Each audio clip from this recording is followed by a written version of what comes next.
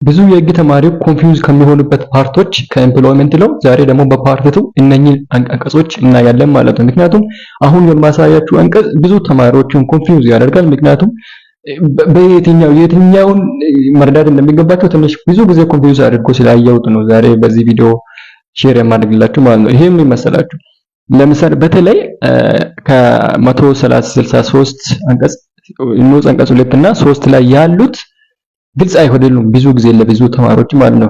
እሱን ደግሞ ግልጽ ላድርግላችሁ በዚህ ቪዲዮ እና ሌሎቹም አንቀጽ 1 ስለምንድን ነው እስኪ የሚሉት ተማሪዎች ብዙ ነው ማለት ነው። እስኪ ከአንቀጽ 2 ልጀምርላችሁና ወደ አንደኛና ወደ 3 ወደዛ ይሄድላችኋለሁ ማለት ነው። እንግዲህ ይሄ ፔሪድ ኦፍ ሊሚቴሽን የሚለው ያ ሰራተኛ ወይ ደግሞ አንድ ሰራተኛ መብቱን መጠየቅ የሚገባው እስከ ስንት ቀን እስከ ስንት ወር እስከ መቼ እንደሆነ የሚያሳይ ነገር ነው። ይሄም ደግሞ ግልጽ አድርገን ልንገራችሁ። ለምሳሌ ንዑስ አንቀጽ 2 ላይ የሚለው any claim by a worker to be reinstated shall be barred after 3 months from the date of termination of the contract of employment ይላል። ይሄ የሚለው ለምሳሌ ወደ ስራው መመለስ ከፈለገ የስራ ውሉ ከተቋረጠ በኋላ እስከ 3 ወር ጊዜው ብቻ ውስጥ ነው ይሄንን ነገር መጠየቅ የሚችለው ማለት ነው። ወደ ስራው አሰሪው ወደ ስራ እንዲመልስ እስከ 3 ወር ድረስ ብቻ ነው መጠየቅ የሚችለው ማለት ነው። ስለዚህ ሁሉ ጊዜ የስራ ውሉ ከተቋረጠ ከዛ ቀን ጀምሮ እስከ 3 ወር ብቻ ነው ማለት ነው መጠየቅ የሚችለው። አንቀጽ 3 ደግሞ የሚለው ምን መሰላችሁ ኮንፊውዝ የሚያደርጋቸው ነገር ይመጣል። እሺ አንቀጽ 3 ደግሞ የሚለው claim by a worker for payment of wage overtime or any other payment shall be barred after 6 months from the date it begins due። አሁን ንዑስ አንቀጽ 3 እና ንዑስ አንቀጽ 4 ምን ልዩነታቸው ምንድነው የሚሉ ተማሪዎች ብዙ ነው። ምን መሰላችሁ እዚህ ላይ ነገር እየተረዳችሁ እንድትሄዱ ማለት ነው። ንዑስ አንቀጽ 3 እያለ ያለው ያ የስራ ውሉ ሳይቋረጥ በፊትም ሰራተኛ ለሰራተኛ ያልተከፈለ ደሞዝ ካለ ለምሳሌ አሁን እኮ የስራ ውሉ ሳይቋረጥ በፊት እኮ አሰሪ ለሰራተኛ ደሞዙን እኮ ሳይከፍል መቆየት እኮ ይችላል አንዳንድ ጊዜ አይደል? ፈልጎም ወይ ደግሞ እሱ በፎርስ ማጆር በዚህ መክፈል የማይችልበት ሁኔታዎች ሊኖር ይችላል። ደሞዙን ወይ ደግሞ የኦቨርታይም ክፍያ ወይ ደግሞ የተለያየ ክፍያዎችን ሳይከፍል ሊቆይ ይችላል ማለት ነው። እነኚህ ክፍያዎች የስራ ውሉ ሳይቋረጥ በፊት ያ ሰራተኛ መጠየቅ የሚችላቸው ነገሮች አድርጋችሁ ማረዳት ትችላላችሁ።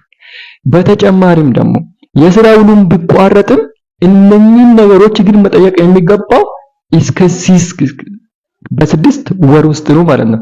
ልዩነታችሁን ግልጽ ላድርግላችሁ በድጋሚ። አሁን በንዑስ አንቀጽ 3 እያወራው ያለው ነገር ምን መሰላችሁ? ለምሳሌ ኦቨርታይም ሳይከፈልለት ከቆየ እና ኦቨርታይም ሳይከፈልለት ከቆየ መክፈል ከነበረበት ጊዜ ለአንድ ወር ቢቆይና ከዛ አንድ ወር በኋላ ደግሞ የስራ ውሉ ቢቋረጥ ይሄ ሰራተኛ የስራ ውሉ በማቋረጥ መጠየቅ የሚችለው መብቶች እሱ የሚወድቀው በንዑስ አንቀጽ 4 ነው። እሱም ግን 6 ወር ነው። 6 ወር መሆናቸው ተመሳሳይ ያደርጋቸዋል። ግን ያንን መጠየቅ የሚችለው በ6 months ይሄን በሚለው በንዑስ አንቀጽ 4 ነው። ያንን ኦቨርታይም ግን መጠየቅ የሚችለው የስራ ውሉ ከተቋረጠ 5 ወር በማይበልጥ ጊዜ ብቻ ውስጥ ነው ማለት ነው። ምክንያቱም ስራ ውሉ ሳይቋረጥ በፊት ለሱ የኦቨርታይም ክፍያ መክፈል ከነበረበት ጊዜ 1 ወር አልፎታል አይደል? ያንን 1 ወር ላይ 5 ወር ትጨምራላችሁ ማለት ነው። ያ የስራ ውሉ ከተቋረጠ በኋላ የስንብት ክፍያ ኮምፐንሴሽን የሚለው ወይ ደግሞ ስለ ኖቲስ ባለመስጠቱ መጠየቅ የሚችለው ነገሮች እና ሰቨረንስ ፔመንት ምናምን እነዚህ ክፍያዎች የስራ ውሉ በመቋረጡ የሚመጡ ነገሮች ናቸው። ገብቶላችኋል? የስራ ውሉ በመቋረጡ ለሰራተኛው ማግኘት የሚገባቸው መብቶች የስንብት ክፍያ ኮምፐንሴሽን ሰቨረንስ ፔመንት ምናምን ወይ ደግሞ ኖቲስ ሳይሰጥ ለሰራተኛ ኖቲስ ሳይሰጥ ሰራተኛውን ቢያባርር እነኚህ የስራ ውሉ ከተቋረጠ ብቻ ነው ያ ሰራተኛ እንደ መብት መጠየቅ የሚችለው ማለት ነው። ግን በንዑስ አንቀጽ 3 ደግሞ ያወራ ያለው የስራ ውሉ ባይቋረጥም ሰራተኛ መጠየቅ የሚችለው መብቶች ነው። ኦቨርታይም ወይ ደግሞ ደሞዝ ወይ ደግሞ የተለያየ ክፍያዎች የሚጠይቀው ነው ማለት ነው። ይሄ ለምሳሌ አሁን በድጋሚ ግልጽ ያላድርግላችሁ በምሳሌ ማለት ነው።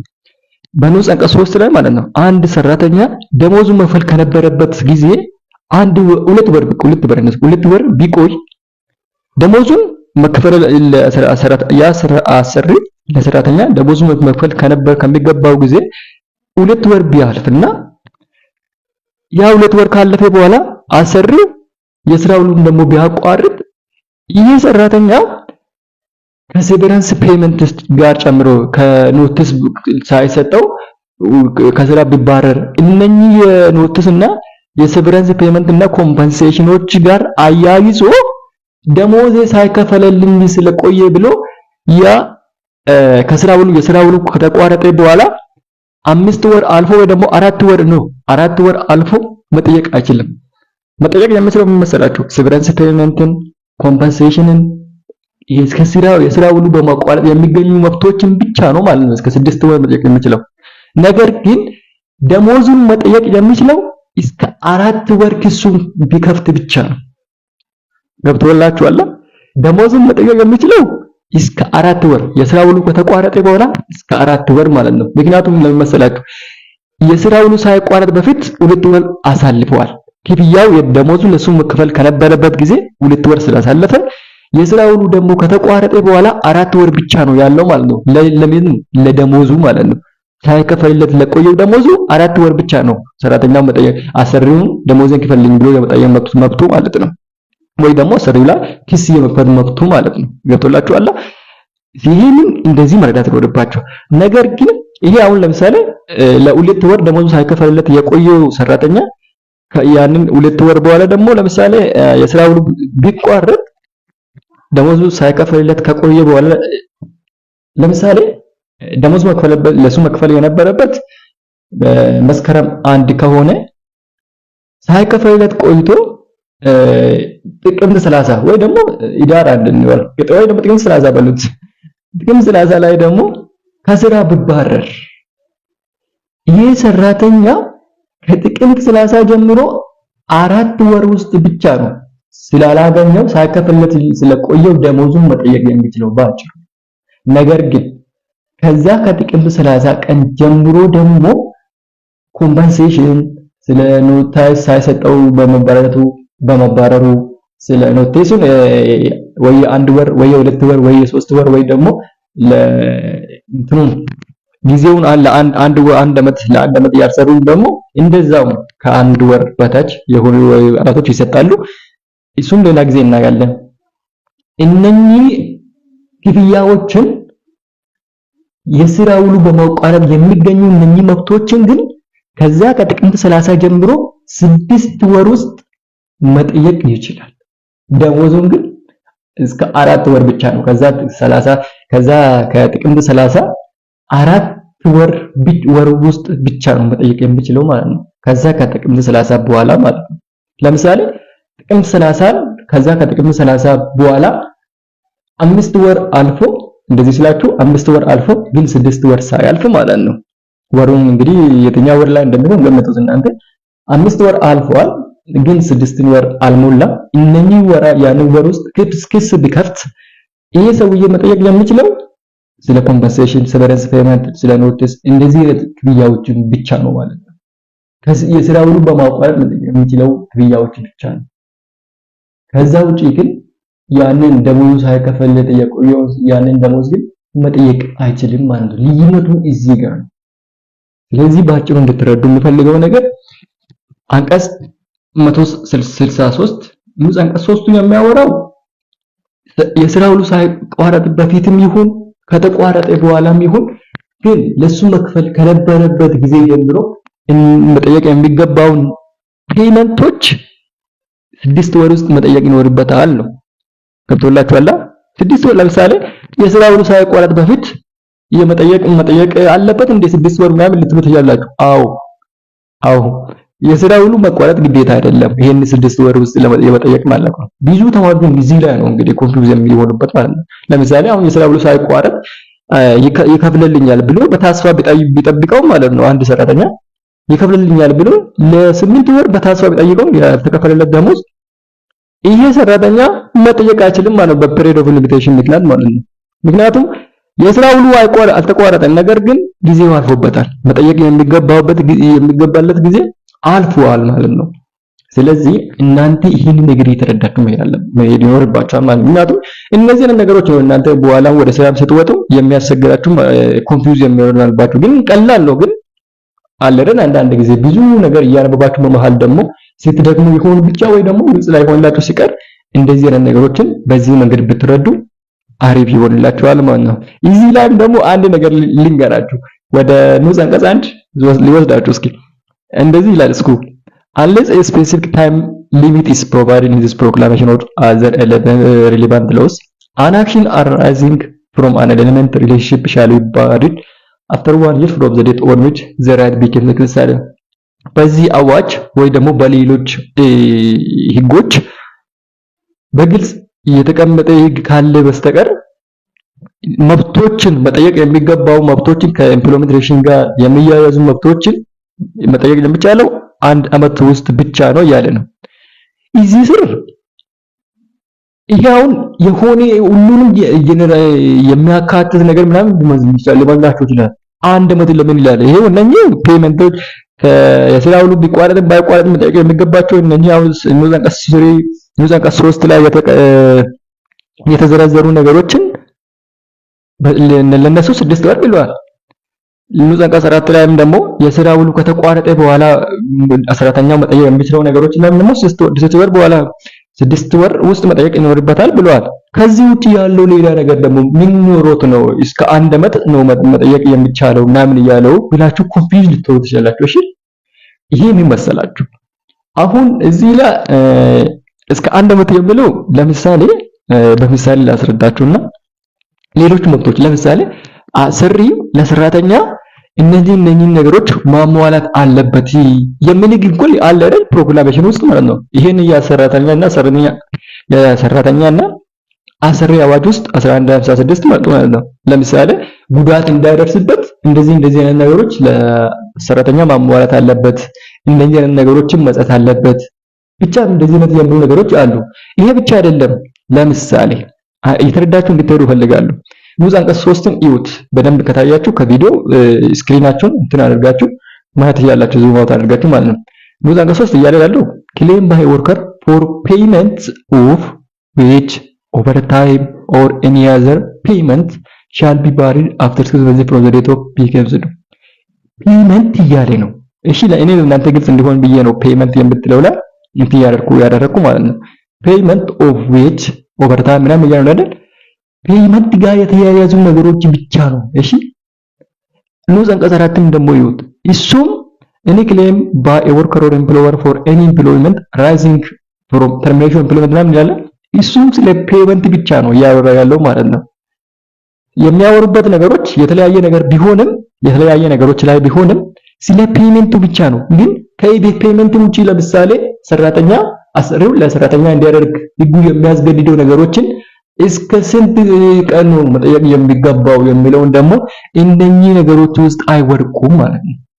ለምሳሌ ከፔመንት አላሙጡት ከፔመንት አሳቡጡት። እሺ ይሄንን ነገር እንድታውጡ እንድትረዱ የምፈልገው ነገር እነኚህ ፔመንቶች ለምሳሌ ዌጅ ኦቨርታይም ኦር ኤኒ አዘር ታይም እነዚህ ስላችሁ ለምሳሌ እናንተ ግልጽ እንዲሆን ብዬ የኦቨርታይም የሳምንት የእረፍት ክፍያ ወይ ደግሞ የእረፍት ክፍያ የሳምንት የእረፍት ክፍያ ማለት በእረፍት ቀን ውስጥ ሰራተኛ ቢሰራ እነዚህ ያንን ክፍያ የህዝብ በዓሎች ላይም ደግሞ ቢሰራ እነኚህ ክፍያዎች እነኚህ የሚካተቱት በንዑስ አንቀጽ 3 ነው ማለት በንዑስ አንቀጽ 3 ነው። እሺ ሌሎቹ ደግሞ ውሉ በመቋረጥ ደግሞ ሰራተኛው ከአሰሪ መጠየቅ የሚችለው ነገሮች ደግሞ እነሱ ያ ውሉ ከተቋረጠ እስከ 6 ወር ነው መጠየቅ የሚቻለው።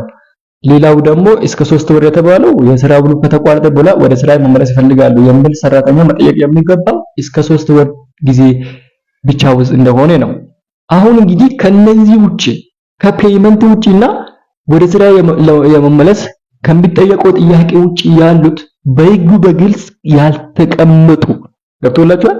ህጉ ይሄኛው አዋጅም ቢሆን በሌላው ህጎችም የጊዜ ገደብ በግልጽ ያልተቀመጠላቸው ነገሮች ግን ኢምፕሎይመንት ሪሌሽንሺፕን ጋር የተያያዙና በዚህ አዋጅ የሚተዳደሩ ይሄ አዋጅ ስኮፕ ውስጥ የሚወድቁ የኢምፕሎይመንት ሪሌሽን ውስጥ ያሉ ሰዎች ጋር የተያያዘ ያንን መፍቱ መጠየቅ የሚችለው እስከ 1 አመት ነው ማለት ነው።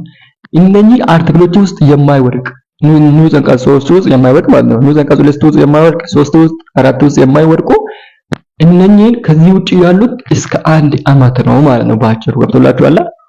ንዑስ አንቀጽ 3 ስለ ፔመንት ኦፍ ዌጅ ኦቨርታይም ምናምን በቃ። ስለዚህ የንዑስ አንቀጽ 3ም እሱም ስለ ፔመንት ብቻ ነው። ግን እነዛ ፔመንቶች ወይ ደግሞ ክፍያዎች ስለምን ምን እንደሆነ ያው አሁን ነግራችኋለሁ። ንዑስ አንቀጽ 4ም ደግሞ ስለ ፔመንት ነው ያወራው ያለው። ስለምን ምን አይነት ፔመንት ከሆነ ደግሞ ንዑስ አንቀጽ 4 ላይ ያለው የስራ ውሉ ከተቋረጠ በኋላ ስለሚፈጠሩ ፔመንቶችን ለሰራተኛው ከአሰሪው መጠየቅ ስለሚችለው፣ ሶስተኛው ላይም ደግሞ ሰራተኛው ከአሰሪው መጠየቅ የሚችለው ነገሮች። ከነኚህ ውጪ ግን ለምሳሌ ሰራተኛ ከአሰሪ መጠየቅ የሚችለው ከአሰሪም ከሰራተኛ መጠየቅ የሚችለው ነገር ሊኖር ይችላል አይደል? እነዛን ነገሮች እስከ ስንት ጊዜ ነው መጠየቅ የሚችለው? ለምሳሌ ገብቶላችሁ? አሰሪ ከሰራተኛ መጠየቅ የሚችለው ነገሮች እኮ ይኖራል አይደል? በኤምፕሎይመንት በስራ በውላቸው መሰረት ማለት ነው። እነዛን ነገሮች ወይ ደግሞ ሌሎች በዚህ ንዑስ አንቀጽ 3 እና ንዑስ አንቀጽ 4 የማይወድቁ ነገሮች በንዑስ አንቀጽ 1 ውስጥ ይወድቃሉ ማለት ነው። ስለዚህ ይሄን ነገር በዚህ እንድትረዱ ይፈልጋሉ። ንዑስ አንቀጽ 5 የሚለው the relevant law shall be applicable to the period of limitation which is not covered under this proclamation። በዚህ አዋጅ ስር ያልተገለጹ ሌሎች ህጎች በሌሎች ህጎች የተደነገጉ ይፈጽማሉ ማለት ነው። ማለት በዚህ አዋጅ ድንጋጌዎች ባልተሸፈነ የይርጋ ጉዳይ ላይ አግባብ ያለው ህግ ተፈጻሚነት ይኖረዋል ይላል ይሄው አማርኛ። ስለዚህ እነዚህ ነገሮች ብትረዱ በጣም ይጠቅማቸዋል። በተጨማሪም ደግሞ እስኪ ብታነቡ ሪኮመንድ የማደርጋችሁ ነገር አለ። ንዑስ አንቀጽ 3 ጋር ተያይዛችሁ ይሄንን በፌደራል ሰበር ሰሚ ችሎት የተሰጠው ይህ ፋይል አንብቡት። ፋይል ነምበር 87 33 8 ከቮሉም 15 ብታነቡት እመክራችኋለሁ። ምክንያቱም ይሄ ቮሉም ላይ የሚያወራው የስራ ውሉ ሳይቋረጥ በፊት መጠየቅ ይኖርበታል። ይችላል፣ ሰራተኛ ይችላልም ደግሞ ግዴታውም ነው። ለምሳሌ ደሞዙ ሳይከፈለት የቆየው ደሞዝ ወይ ደግሞ የኦቨርታይም ወይ ደግሞ የበዓል ቀን ቢሰራ ወይ ደግሞ ለበዓል ቀን ወይ ደግሞ የተለያየ ነገሮች ላይ አሉ አይደል? የመዛት ግዴታ ሳይኖርበት የእረፍቱ ቀኑ ላይ ቢሰራ እነዛ ጋር የተያዙ ክፍያዎችን የስራ ውሉ መቋረጥ ጠብቆ አይደለም መጠየቅ የሚገባው እያለ ነው በግልጹ ማለት ነው። ይሄ በዚህ በፌደራል ሰበር ሰሚ ችሎት ይሄን አሁን ያወራችሁ ፋይል ነምበር ውስጥ የተገለጸው ማለት ነው ባጭሩ። ግን እናንተ ያን ፋይል ነምበር ሄዳችሁ እንድታነቡ ሪኮመንድ አደርጋችኋለሁ። በደንብ ብዙ ነገር ተማሩበታላችሁ።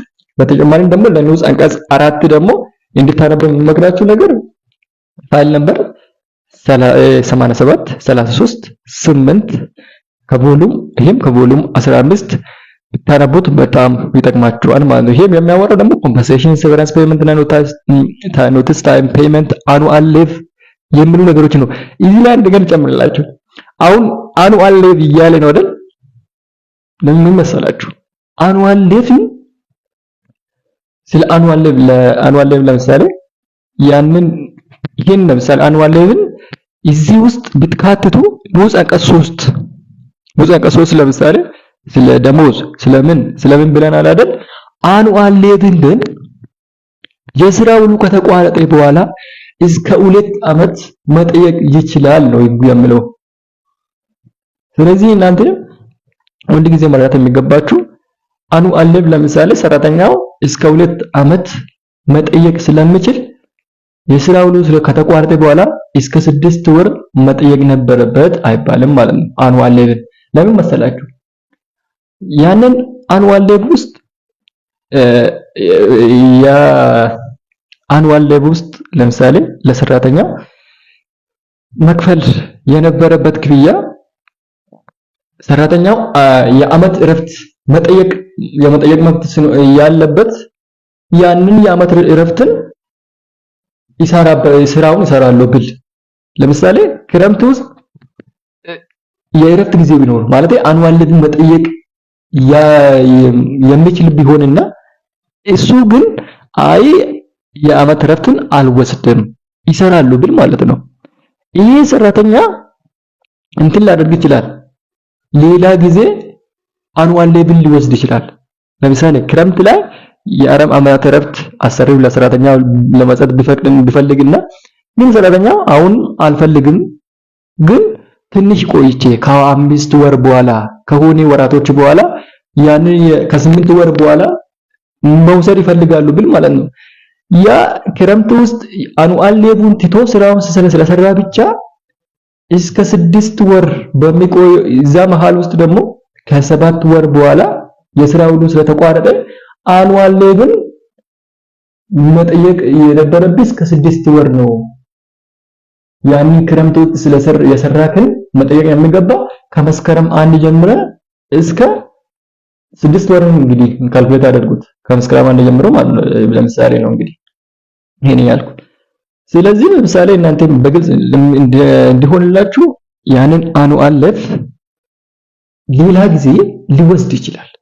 ክረምት ላይ ለምሳሌ አሰሪው ለሰራተኛ የዓመት ረፍት ቢሰጠው የ2 ወር የዓመት ረፍት ቢሰጠው ሰራተኛው ግን አይ ይሄን ወር ላይ እሰራለሁ ግን 9ኛና 10ኛ ወር ውስጥ የዓመት ረፍትን ይወስዳለሁ ብል ግን ደግሞ 7ኛ ወር ውስጥ እንግዲህ አስቡት 7ኛ ወር ውስጥ አሰሪው የስራው ሁሉ ቢቋረጥ ይሄ ሰራተኛ ያንን ጊዜ የሰራከውን የአኑአል ሌቭን መውሰድ ትተክ ስለሰራከው ደሞዝ ፔመንት መጠየቅ የነበረብህ ያ ከመስከረም 1 ጀምረ እስከ 6ኛ ወር 6 ወር ውስጥ ብቻ ነው። አሁን ግን ሁሉ የስራው ሁሉ የተቋረጠ 7ኛ ወር ውስጥ ስለሆነ 6 ወር በፔሪድ ኦፍ ሊሚቴሽን አልፈሃል። እንደዚህ ስላችሁ መብትህን አጣሃል። በዚህ 6 ወር ውስጥ መብትህን ስላልጠየቅከው ተብሎ መብቱን እንዲያጣ አይደረግም ማለት ነው። ምክንያቱም እሱ ያ አኑአል ሌቭ ትቶ ሌላ ጊዜ ሊወስድ ስለሚችለው ማለት ነው ሰራተኛ። ይሄን ደግሞ በፕሮክላሜሽኑ ሄዳችሁ ማንበብ ትችላላችሁ። ዛሬ እዚህ ላይ እናበቃለን። በፓርት 3 ደግሞ ሌላ ጊዜ ምን ላይ እንዲሰራላችሁ እንደምትፈልጉት ማለት ስለምን ግልጽ እንዳደርግላችሁ እንደምትፈልጉ ወይ ደግሞ ጥያቄ ሆነባችሁ በጥያቄ ባይሆንባችሁ በቪዲዮ ቢሰራላችሁ የምትፈልጉት ነገር ካለ በኮሜንት አሳውቁን። ይሄን ቪዲዮ ከየት እንደምታዩት ደግሞ ከየት ከተማ እንደምታዩት እንዳውቅ በኮሜንት ብትነግሩኝ ደስ ይለኛል። በጣም ወዳችኋለሁ። ጥያቄ የሆነባችሁ ነገር በቴሌግራምም ወይ ደግሞ በዚህ በኮሜንት ብታስቀምጡ ጊዜ ሳገኝ ቪዲዮ ልሰራበት እችላለሁ፣ እሞክራለሁ። ይሄ ነው። መልካም ጊዜ ይሁንላችሁ። ቻው።